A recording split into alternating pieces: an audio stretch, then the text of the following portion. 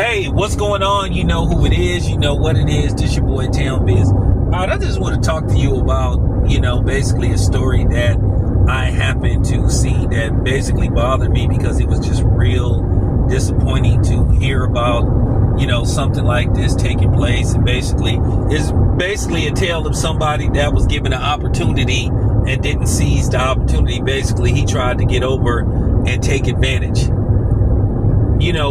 One thing about me, you always hear me saying, keep it black and keep it intact.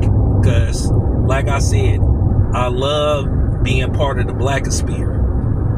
Not the manosphere, not the, none of that stuff, the blackosphere. Because I'm here for black men and black women. That's just real talk.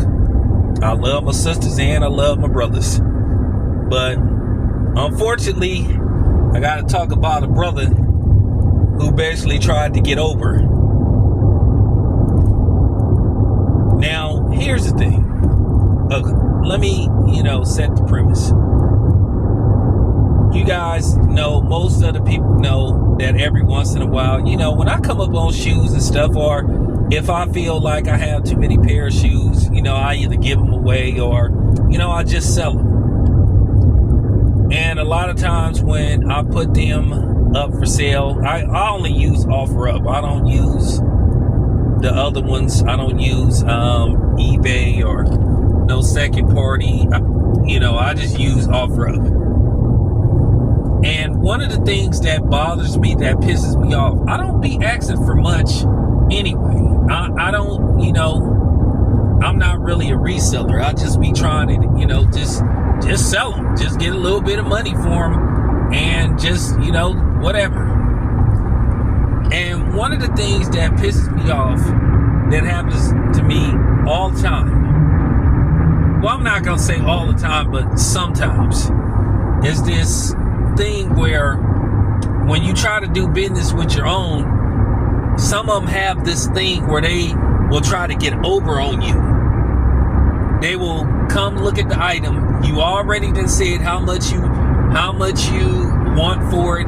You already done made it clear that you're not going to drop the price.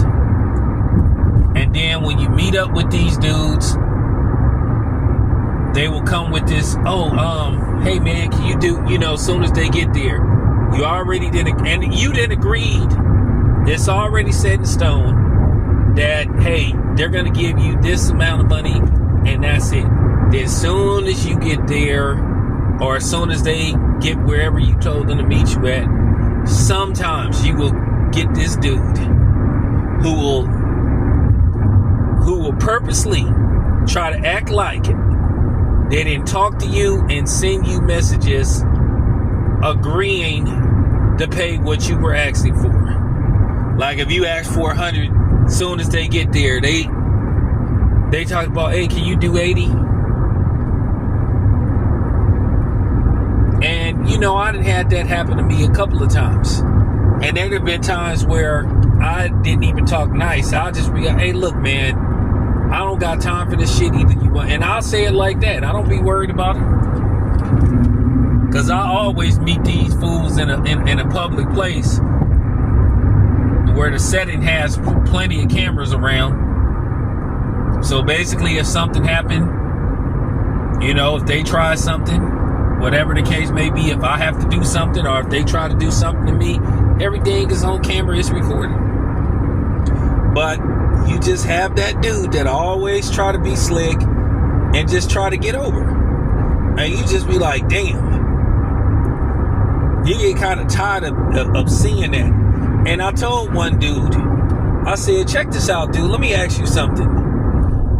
Do you do this when you go buy shit from a white person or a non-black person? I guarantee you pay what they ask for. I said, why is it when you get around a black person, you trying to get over? And then he paused for a minute.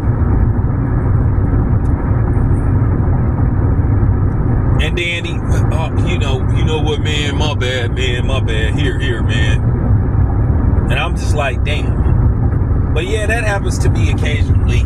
And I hate to put that out there. But to be fair, I done had some non-blacks try that shit with me too. But it just pisses me off when the ones that look like me do it. So to be fair, it just don't be people that look like me, but I'm just saying I don't like it.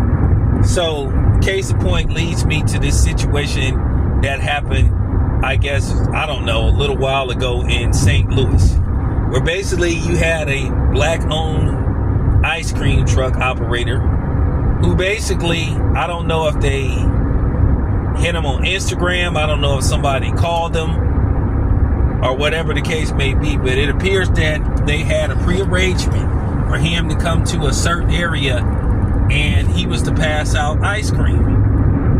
He was given $500. So you thinking most ice cream costs about $5 between, depending on what you want, costs between $4 to $5. So instead of this, so you thinking that's about 100 ice cream bars. And I'm pretty sure he has enough ice cream to fulfill the order. So instead of him doing right,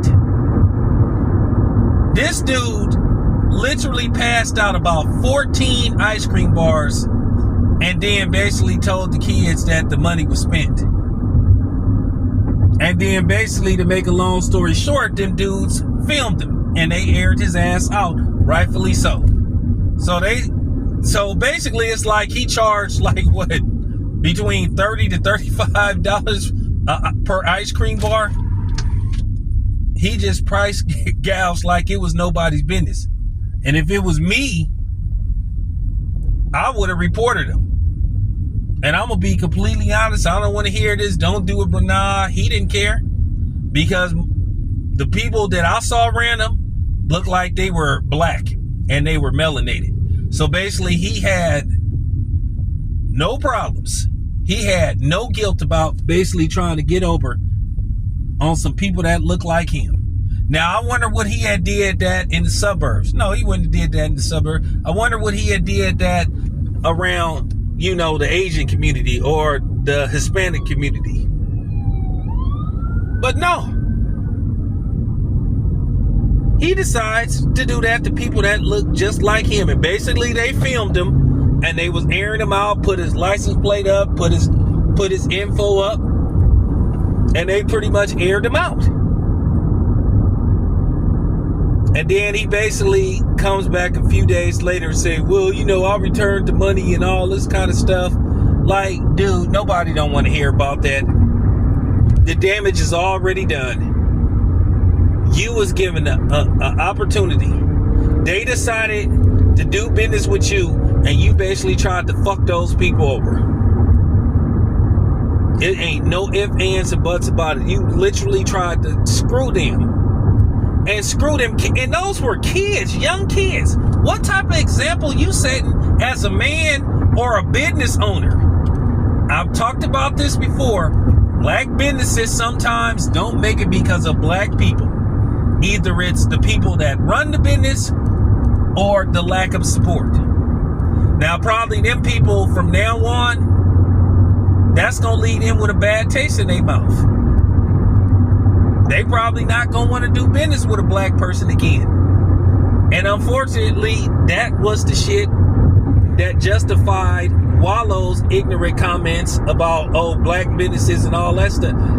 You know, even though that's not remotely true, but for a guy that's on that type of time, you support his case.